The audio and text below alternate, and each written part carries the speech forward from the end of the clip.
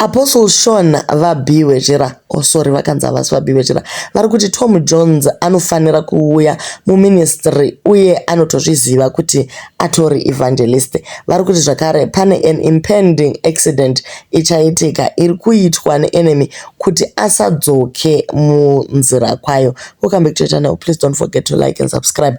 Vari kuti vane prophecy yekuti mukomana achaita accident iri kuita kuti asazodzoke movement yekwaJesu iyo, but vangoti please mutore ma screenshot guys, because zvinogona kungodelitwa anytime soon. Kune avo vanoziva Tom Jones wacho, please contact him. But Ivo, God is calling this great evangelist and he knows it. He thinks he did too much damage such that he can't be used by God anymore, but that was God's way of creating a platform for him to speak about what he was born for, spreading the word. He played enough and it's time for real work now. And I pray that the Lord deliver him from the accident being manufactured by the enemy trying to stop the coming movement. Take screenshot. I'm going to do this soon. Vane anyway to contact him, please tell him this. So ndo papaiswa mapicture Tom Jones papo kukanzi mukomana ngaadzoke. But anyway guys, manetizens ari kungofunga zvakasiyana siyana. In personally I think kuti andizivi zvangu, but zvinhu zvemusocial media guys zimonguva zvinotambwa nenzira yakanaka. Tom Jones asisina relevance zvakanyanya kuCat family uko. Yes vanomuda, but pane ma disagreements akawanda uye maititi vari kuti havana zvekunzi Cat uncle, Cat chino iwe brand rakazvimirira vega. Anyone who wants kumilka fam vakuzoita kuvakata. So Tom Jones anogona kuva achida kutsvaga way yekunzi azvimirire woga, but the only content that he can do right now maybe kuparidza. So zvinogona kuva zvarongwa nekuseri kuti Pastor Sean vagone kumupromota by saying this, nekuti Pastor Sean ka havazi shy of scandals.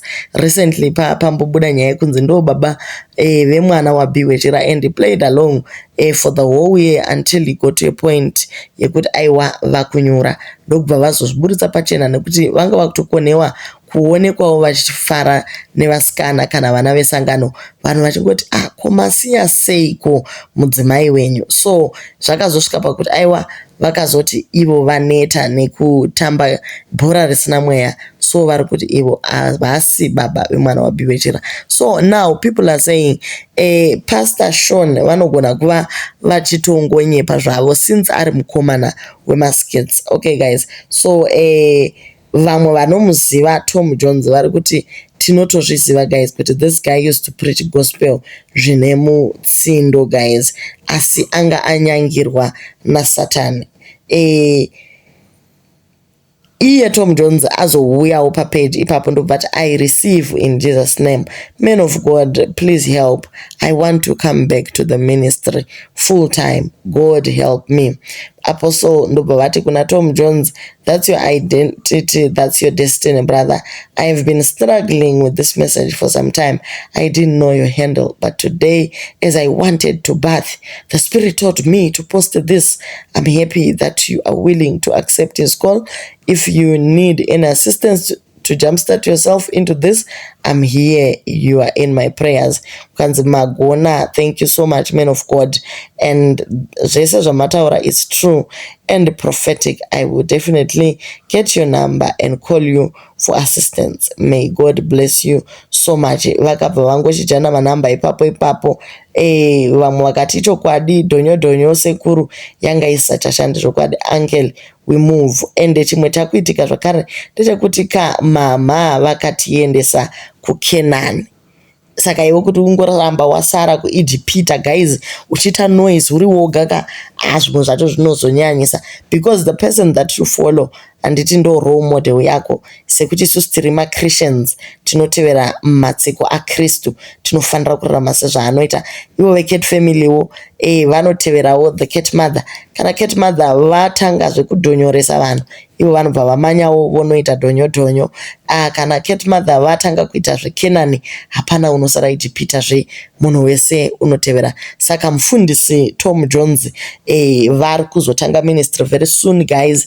Zvekunzi Kate uncle chino dzinenge dzangova ungano, vachange vachitibatsira tese kuti tinopinda Canaan. Hapana unosara guys.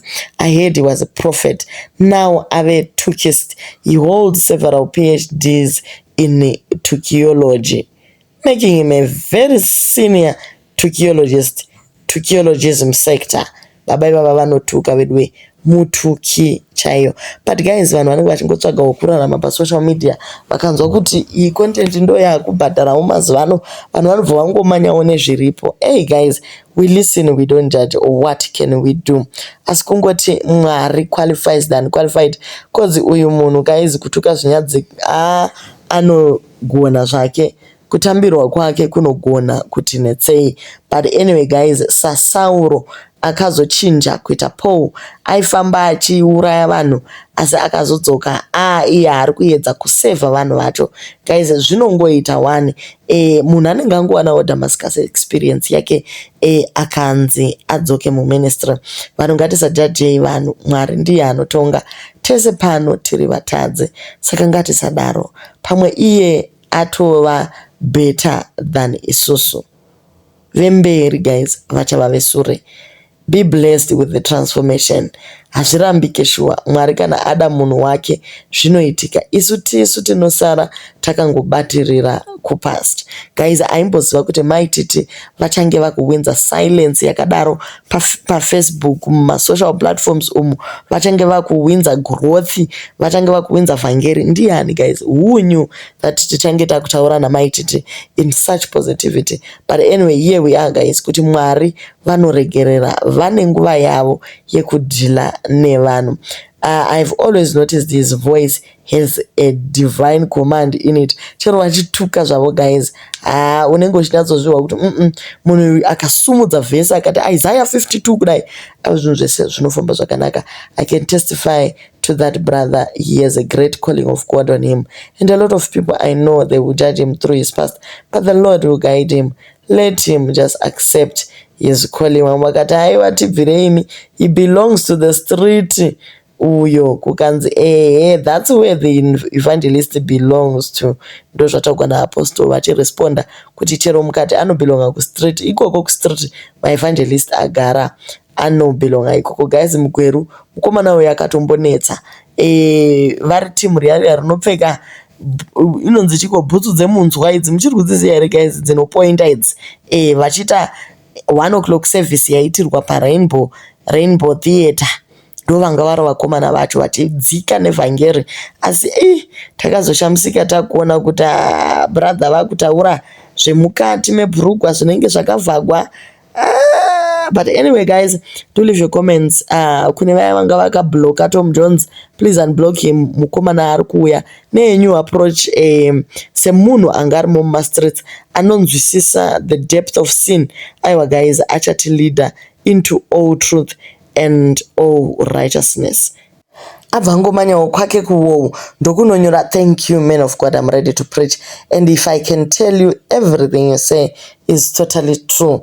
I have a diploma in theology. I was a pastor for more than 10 years, but because of the life in South Africa ndakambomirawo nekuda kwemari, ma-challenges anga akawandisa uye ndakaita heartbreak. I am now healed and I'm ready to preach the gospel of God at large. You are a true man of God. So mukomana agara ndimufundisi, akatombopusha vhangeri for 10 years ndokubva azoregedza. I can imagine macongregants ake aimboleader achiona shepherd wavo achimanya achituka zvakadaro mastreets. But anyway, I pray that God will reveal to me any hidden treasures that I may find today. I trust that He will grant me the ability to possess them and make them my own. I know that God is generous and will answer my prayers. Kanzi ndiana kamuka guys, there's something new. Mufundisi wenyu adzoka paroundi. So guys, ndo zviri kuitika izvi. Apostle Tom, you are a true servant of God, and I was praying for this in my life. I'm much happy for this restoration, for I know you were transforming many lives. We need you here in Harare, and I'm one of those people who will serve God under your leadership. Vamwe vakati chokwadi zvigumbuso zviriko nemiedza haiperi kuvatendi. Inini I'm one of you, we are in the same boat. Ita basa raMwari. Guys, zviri kuitwa naMwari zvinoshamisa. Kunyika kwacho kuchasara aniko guys. Let's all repent. Jesus is around the corner. Ngatimutsvakei achawanikwa. Hanzi naJehovha kunyange wakatadza sei hazvina mhosva. Uya titaurirana. Tonzwira tsitsi madhimoni nekuti achatukwa akaona nhamo. Guys, pa deliverance arimbotaura nyaya pa deliverance yaPastor Tom Jones aiwa achaudzwa mapadzi madhimoni akanzi suka satane chiiko satane rega ndirege kutaura vara racho rinorema kubuda mumuromo mangu. But anyway guys, ndozviri kuitika mastreet. So tichange taana prophet omufundisi Tom Jones vadzoka guys. Aiwa zvese zvinofamba nenzira yakanaka kana Mwari vangoti hapana anoti kwete.